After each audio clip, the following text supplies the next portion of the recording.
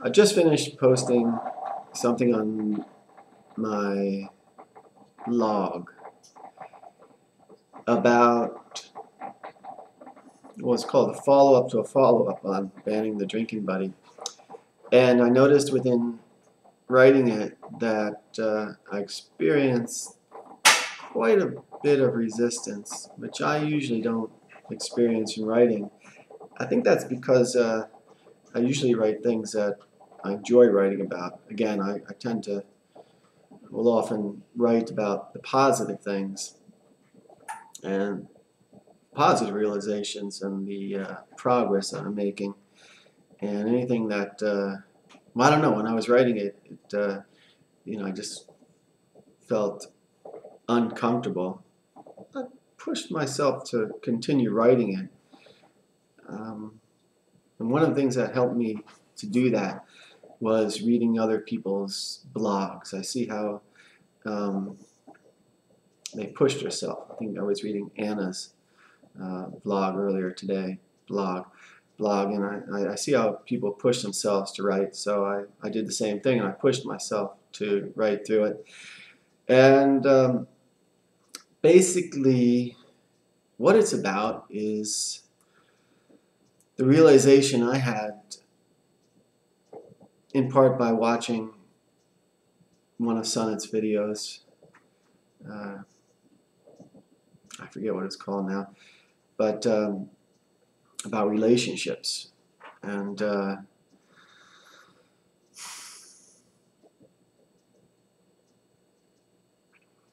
within that video, she talks about how, I guess, I don't know, what I got out of it was that it takes two people to make a relationship. And within those relationships, often you find two people's as mind consciousness systems going up against each other. And when there's conflict and people tend to break off the relationship, they often use a certain point, exactly what I did, to break those relationships off rather than standing up and taking self-responsibility to direct self. And that's what I realized I did in breaking my relationship with this guy, my ex-drinking buddy. Ex-drinking buddy. I used the point of him abusing, as I called it, abusing me through abusive text messages.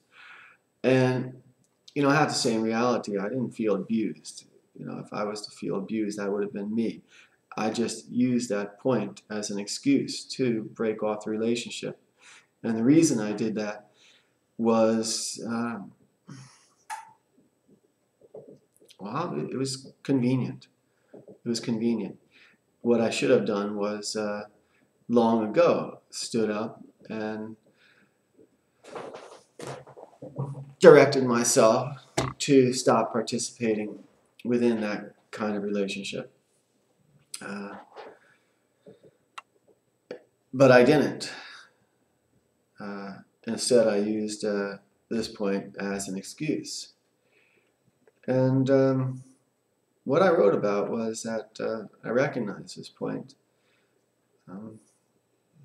I recognized that it was an excuse and that I should have stood up and directed myself accordingly long ago to stop, end that relationship.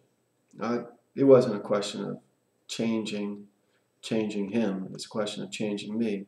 And in that, there was only one way to go, and that was to get out of that relationship.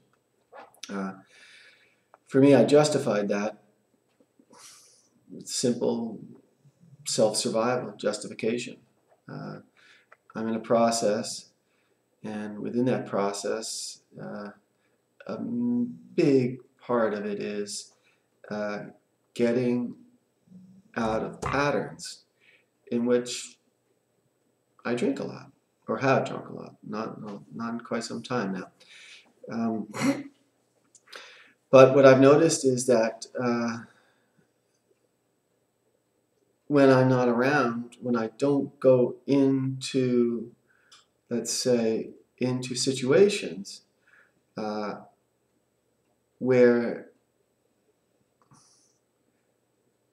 there's a high likelihood, or let's say peer pressure, to participate in those situations, I notice that it's not nearly as difficult to not drink, let's say. So what I saw was that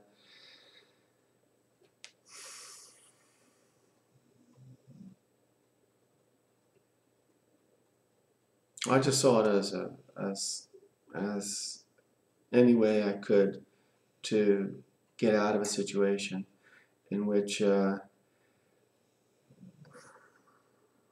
any way I could get out of it, and I took it. And yeah, it would have been nice if I had again directed myself to change a long time ago, but I didn't, and I wasn't, because even after I had stopped associating with that person for 3 or 4 weeks, I recall one day he sends me a message, says, "Hey, come on over and have a whiskey." And I went over, and I don't know if I drank whiskey, but I ended up staying most of the night drinking. So I know myself, and I'm not at the point yet that I want to be at. So within this understanding, I'll take whatever I can get to survive first, and then continue with the process of changing me. So I don't know, I wrote about it in the blog, and it's not very clear right now. Still not clear on it, really, because you know, I've got the point that I know I need to be responsible, but in some ways I still don't get exactly the point how to become self-responsible. So anyway, it's a process. There it is.